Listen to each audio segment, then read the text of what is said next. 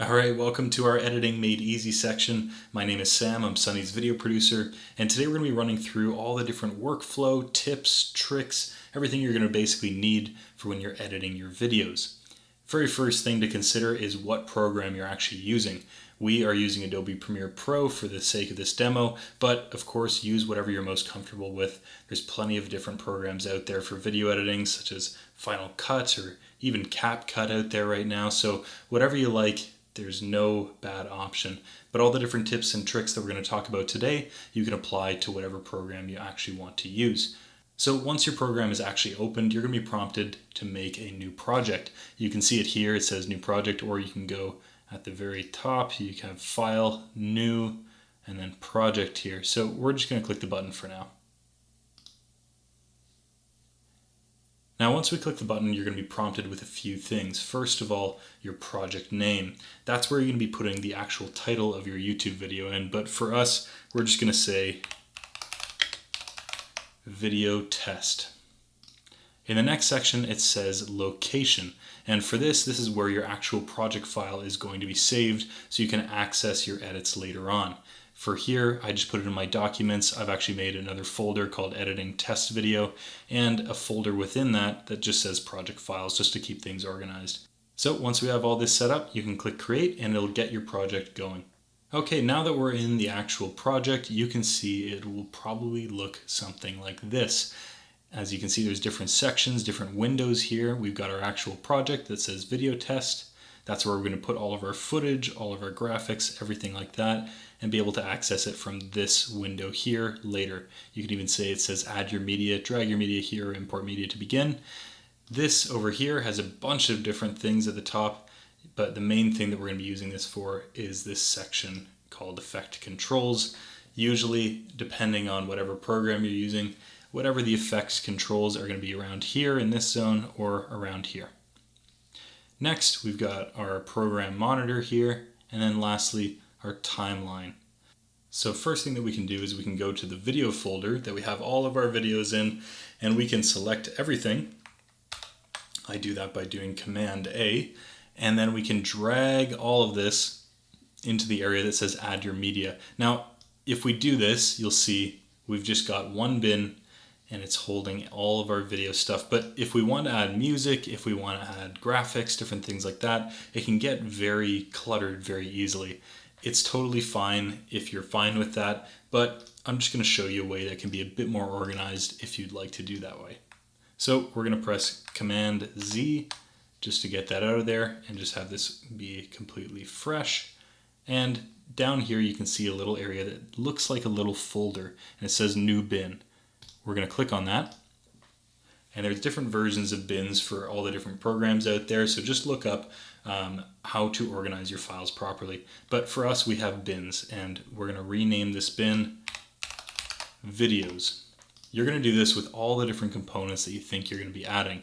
One other component that you would definitely have in pretty much every video is a sequence, so we're going to type in sequences. Next, I would like to add music, so I'm going to add a music folder. I would like to add graphics, so I'm going to say GFX there just for simplicity. And then I'll also say SFX for sound effects. Now you guys can see we've got a bunch of different folders here, and now we can actually start putting our files into these locations. So we're going to double click on videos. You'll see that it actually opens the bin in this sort of separate tab. We can switch between them here. And then once we're clicked on this, you see this is highlighted, this window is highlighted, so we know that we're clicked on it. We can open our folder with all of our footage and we can drag all of that into here. So now all of our footage is actually in this bin and ready for us to use. I'm going to do the same here for our music and do the same for our sound effects.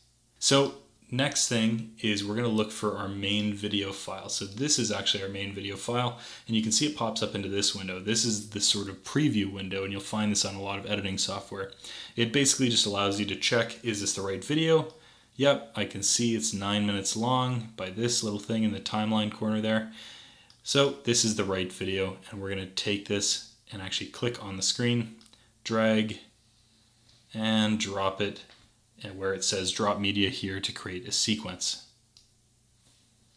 Great, and now we have everything on our timeline. So just to make it easier for you guys, because we're probably going to be doing some pretty simple edits to start, what I'm going to do is I'm going to see where my cursor sort of shifts over here. It allows me to drag this out, our audio 1 sort of channel here, and then I can drag out the video channel here as well. But the main thing that we want to see is our audio levels. Now, when I say audio levels, there's a key thing to kind of consider. We want to make sure that while we're reviewing our footage, our audio isn't too loud and it's not peaking and hitting the top of our chart here. If we play, you can see we get audio levels here and they're quite low. It seems that they're around the -33 range, but when Sunny starts talking, okay, we're getting up to around the minus 18, around that range or so. And it definitely spikes up in a couple areas over here. Like for example, this clap, which we're going to get to in a second. So first thing to do is it seems like the average is around -18. I think we can bring it up a couple of decibels just to get it to that -12 range. That's where we want our audio to ideally sit. So there's a line down here in our audio. You can see our cursor sort of shifts to a different icon, and then we can click and drag up slightly. You can see at the bottom it says 1.4, 1.5, 2.4 decibels. So that's how much we're increasing it. I think probably about 2 decibels is going to be totally fine for us. And now we know our audio levels are in a good place for us to start reviewing our video.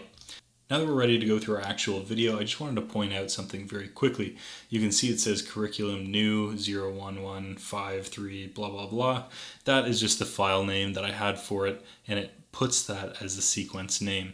If you're ever wondering where your sequence went, you can click these 3 lines right here, and then you can go down to reveal sequence in project, and what that's going to do is it's going to find the sequence in the project that we have over here. We know it's over here. Just for simplicity's sake, we're going to say draft 1 as our sequence. So all the different footage that we put in here, it's all going to be saved under this draft 1 sequence, and we can put the sequence into there. Okay, now that we're going through our actual video, what we're looking for first is anything that we can immediately cut. So any of the easy stuff, we know it's not part of the video. It's not something that we need to decide on keeping or not. It's just not meant to be part of the video. So for example, this part here where Sunny's just about to begin, I can actually see it in the audio waveform here. And I would always take a look at here because it gives you a good indication of where your audio starts. We see a big spike here. So I can actually go, and this is where we're going to learn to cut. There's 2 ways of doing this. The shortcut is C, and you can see our cursor turns from a little mouse here to a blade, or you can just click this button here that says razor tool. And once our little marker is lined up to where we want to cut, we are going to go hover over it, and we see the white line that tells us that we're ready to cut, and you click, and it's made a cut. Now to go back to the selection tool, we can click this button or we can press V. So I pressed V there, we're going to click this, and then now we want to remove it. So I'm going to press backspace or delete, and it's just going to take it right out. The next really important part of our cutting and editing is what's called a ripple delete. There's different ways that you can do this in different software, but for the most part, when you click on an empty space and you right click, it'll allow you to have this function, ripple delete, and it will close, it'll delete the gap there and actually move the other footage into the right place to cover that up. So now you can see right from 0. Now that we have a clear plan in place for how you want to Sunny starts talking immediately. The other thing that we want to look out for, especially while we're filming, is our claps. So I know that Sunny had mentioned that if you're ever filming and you ever mess up, a good way to mark that is actually with 2 claps or just a quick little clap. And you can see just how easy it is to find in our project. If we look at our whole waveform here, it is the largest spike right there that is super easy to identify, so we can just get it and cut it out really quick.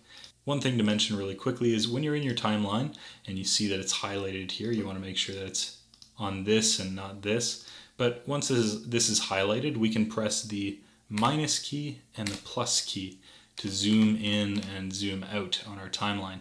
And this is going to help us get really, really specific for what areas we want to cut and keep. We don't want to be in the very zoomed out mode and trying to cut things because it may actually not be as accurate to where we want the cut to be. So we're going to zoom in nice and far until we can see this actual section here, and we're going to play it. And then clap. And we can see exactly, she was actually talking about the clap there, but let's just pretend this is the section that we want to cut. Now we can go over here, we can press C again. Now we can go to the other side of that cut, and then we can cut it. Press V to select. We click to select. Then we can go backspace and right click to ripple delete. Now you can see we've still got some breath here. Or take a Sunny's taking a bit of a breathe in there, which is totally fine, but we want to remove that because we want to make sure that this video really smoothly eases into this. So we're actually going to see these red markers here with our cursor, and we're going to try and take this, click it, and drag it back. So this kind of helps drag the video and just cut it off a little bit without moving. We're not moving the whole video. We're just taking the end portion of this video and dragging it back. that, or take a pause. And that sounds pretty good. Now, what this leads me to as well is when you're cutting, especially if you're doing a talking head video where it's just the person, they're just sitting here, they're just talking for a while. Well, if we have a 40-minute or 30-minute video and it's just this person talking in the exact same pose for the entire video, well, we want to make it a bit more engaging than that, right? So the other thing to mention with cuts is that these are good opportunities to add simple engagement tools, like for example, a punch-in. So I'm going to show you how to do a quick punch-in with Premiere Pro. It's very easy. When she says, or take a pause, we're going to go click on this, make sure we're on our clip here. We're going to go into Effect Controls, and then you're going to have a lot of different options, but don't let it be daunting to you. They are quite simple. So we're going to go to Scale, and it says 100. That just means that this is 100% of the screen here. And we're going to go and bring it, drag it out. So it's at about 100 and let's just say 115. That looks good. And then we're going to go to our position, and this is X and that's Y. So horizontal axis here and vertical axis here. And we're just going to reposition Sunny so that ideally her eye line is in a similar spot to where it was before. So now, when we go from this clip to this clip, Hard to do that, or take a pause if you mess up. This and then you can see it punches in there. It can just be a way to help bring your viewers back in, make sure that it feels a bit more exciting than just one image staying on screen. But it can work. Sometimes it doesn't. Sometimes you just want to leave it a bit more natural. Either way can work totally fine. Now, the other thing that we can do with cuts is it can be a great opportunity for B-roll. Oftentimes I like to use B-roll when there's a moment that calls for it. So for example, if Sunny's talking about video production, well, we've got a B-roll footage here that we could call to. And in this preview monitor, you can see I'm just using I and O. So I'm going to click a little bit further and O, and it's just going to take a little portion of our video here that I can then drag onto our timeline for B-roll. One thing to note is while it's in the preview monitor here, you have the option to drag video only or drag audio only. We want to drag video only. We're just going to do the video here. But do you see how I cut? I actually went and covered that cut there. So the audience doesn't know it, but we've gone from a wider shot. one long take, because it can be really hard to do that, or take a pause if you mess up. This makes it really clear To this zoomed in cut, and it's a little bit less noticeable than if we were just to that, or take a do the jump cut there. So the other thing I just wanted to quickly mention was there's lots of great websites and stock video websites that allow you to have more B-roll just on hand. So if you want to just add in easy visuals that'll complement the things that you're saying, Websites like Pexels can give you footage for free, or you can pay for more premium services, but we recommend Pexels. It can get you exactly what you need. There's plenty of different things out there for you, and yeah, just a great option. The other thing is that I wanted to mention while we're talking about licensing is for music. So there's plenty of music licensing websites out there. The other one that you can do as well is actually through YouTube Studio. When you go down from your dashboard on the left side, you'll actually see Audio Library. If you click on it, there's a whole bunch of music that you actually can use in your videos for free, which is great. So you just click download on the side and then you can include them in your video. Okay, next what I want to talk about is adding graphics. And restart from where you left off. Okay, right after she says restart from where you left off, let's just use that as, let's just pretend that she said subscribe there. So we're going to take our graphics, so the graphics that we loaded in, which ideally should be a PNG file. PNG allows for the background to be transparent. So you'll see that if we drag it over here, there isn't some border around it. Usually it'll be like in black. There's no border. We can actually just see the edges are rounded and we have our subscribe there. So we're just going to put it right on screen. So one of the easiest things that we can actually do is if we want to add, instead of it just popping up like that, you know, out of the blue, we can add different transitions if we want. So in this area, in the effects area, there's a section called video transitions, and there's plenty of different things that you guys can play around with. Just go whatever your style is. Let's just try a whip, for example, and we're going to take that and we're going to drag it, and we're not going to put it on the middle because that won't do anything. You'll see nothing happens. When needed. Just still pops up. What we want to do is transitions are meant for the front or back of the video. So we're going to drag this and we're going to put it on the front of the video. You can see this little box here. When needed. And now we've got it whipping into place there. We can also do things like cross dissolves, which fade it in nice and smooth. And again, if you click the actual image and go to effect controls, we can change where it shows up with the X and Y axis. With our scale here, we can change the rotation if we want.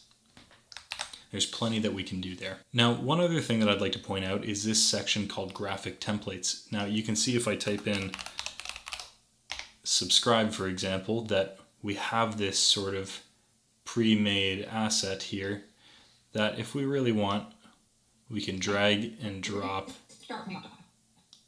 and it goes into our video there. We can edit it, we can do different things like that.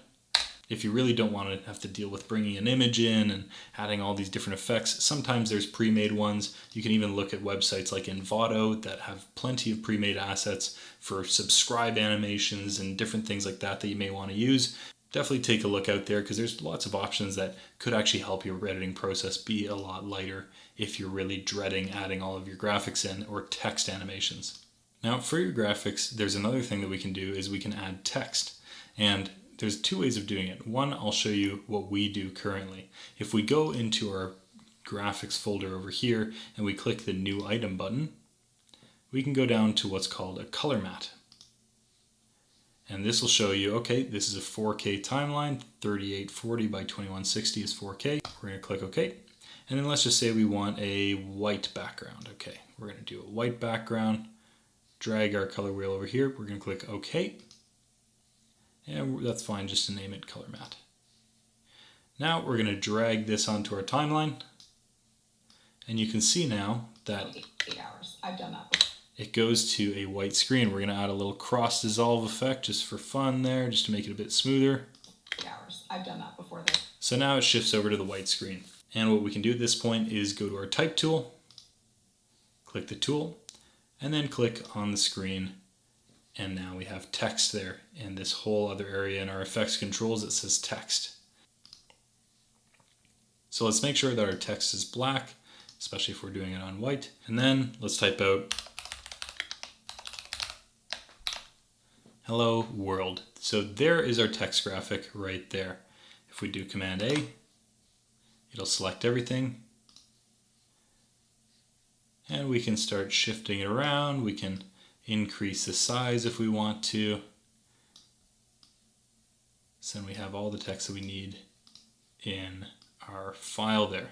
So another thing to mention is that you may want to have your face maybe in the corner of the screen while you're doing a screen recording. And there's 3 different softwares that you could use to do that effect. One is QuickTime, the other is ScreenFlow, and the last one is Camtasia. Now when we're talking about our graphics, different things like this, if you're wanting to have the transparent background, you can use different things like Canva or even Photoshop. I personally like Photoshop. Now, since we're talking about all the graphics and text and different things like that, I would say make sure to keep it light. You don't want to overwhelm your viewer with too many things flying by, crazy effects and different things that really just distract from the actual content that you're trying to get across. At the end of the day, it really is about the content of your video and not all of the video production elements that are going to just kind of distract from what you're saying. So make sure to keep your graphics light, but you can use different things like supporting sound effects, for example. Like in here, I've got a bit of a whoosh sound effect, which you could use for your text, you could use it for your subscribe buttons, you could use it for anything like that, even photos coming up or B-roll coming up. It just could help emphasize and keep the viewer engaged without it being too overwhelming. Now, since we're talking about audio, I'd like to address music. Music is not something that you actually need in your video, but it can help elevate the overall vibe that you're getting across in your video. So you see here we have our audio file. Since it's not a video file, we actually don't have any option to just drag the video. We've just got this that's highlighted. So drag audio only, that's totally fine. We're gonna drag and we're gonna bring this audio file under here. First thing you'll notice, it is way, way, way too loud. So we're gonna actually, you can either drag this down. Usually I like to put it at the -30 range for decibels, and then give it a listen. Now that we have a clear plan in place for how you want to launch your channel, yeah, it's not bad. It's nice and subtle. It's just in the background and should work fine. So looking at our timeline, if we were to add more music, if we were to add more cuts, more edits, more graphics, we'd have a pretty full video by this point. So let's talk next about what to do when you're actually done with your video editing. So if you're feeling good about your edit, you've watched through the whole thing, and you can tell that this is exactly where you want it to be, we're going to go to the very end of our video clips here, and let's just pretend that's where it ends. So what we're going to do is we're going to take our cursor, and we're going to press O for out, and then do you see that we have this marker here? We're going to drag that marker until it snaps to this part right here. If you notice that it's not snapping, just make sure to turn this little button on, the magnet there that allows all the cursor tools to sort of snap in place here. So we see that it snaps to the end there. We're going to press minus to just make sure that the start is our end point, so we can press I if it's not.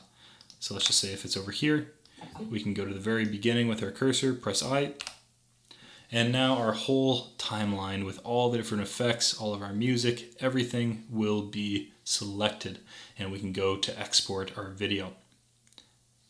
So we're going to click at the very top, it says export. We're going to click that, and it is going to bring us to this page. So file name, again, we just want to make sure that that is the name of our YouTube video. I'm just going to put video test for now. And then we're going to put the location, and then don't need to worry about this. The format though, you can either do H.264, that's totally fine.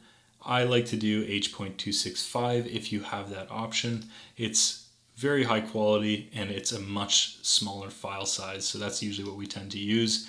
You're going to click on video, click on more, and then you're going to click render at maximum depth. And then with this, you're going to see target bitrate, and this is going to show you how big or small your video is. You can even test, you can press export, see how long it's going to actually take to export, but we can see right here it says 2,300 megabytes. That is 2.3 gigabytes.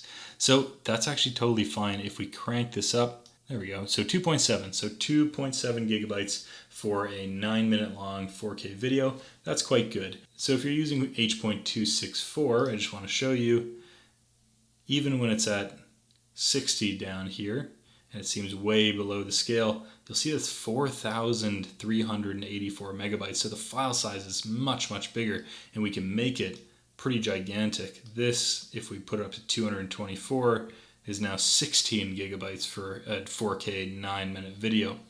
And what I'll just say is, if you have the option of H.265, it'll give you the quality, pretty much the exact same quality, but way less space, and it'll still look great on YouTube.